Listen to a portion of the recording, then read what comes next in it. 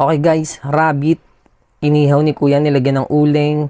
Kumuha siya ng basket at saan pupunta to? Doon sa may mag-harvest siya. Di ko alam kung anong dahon to guys.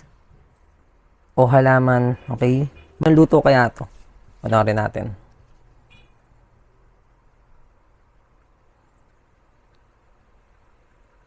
Okay, ito na yung rabbit. Kinuha niya na. Sunog talaga. Tanggal yung balahibo. Sabay hagis dun sa may fresh river guys. Tapos ayun na, nakanda na yung mga sangkap. Nilagyan ng duyan, nilagyan ng sili ba yan? Ito, siling pula. Okay, powder na sili din guys. Chili powder.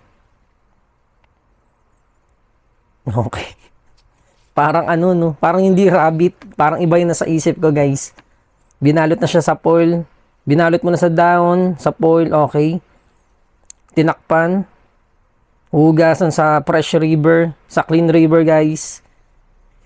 Yung nakuha niya. Okay, ano kaya to? Anong luto to? Pinakuluan.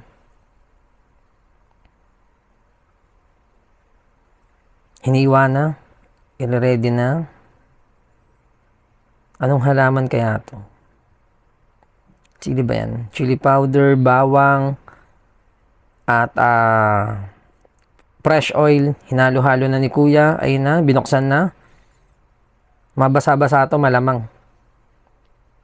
Binuksan yung rabbit guys. Sarap. Pero hindi kasi ako kumakain ng rabbit. Hindi pa ako nakakatikim niyan eh. Sabi daw para daw ding manok yung karne niyan guys.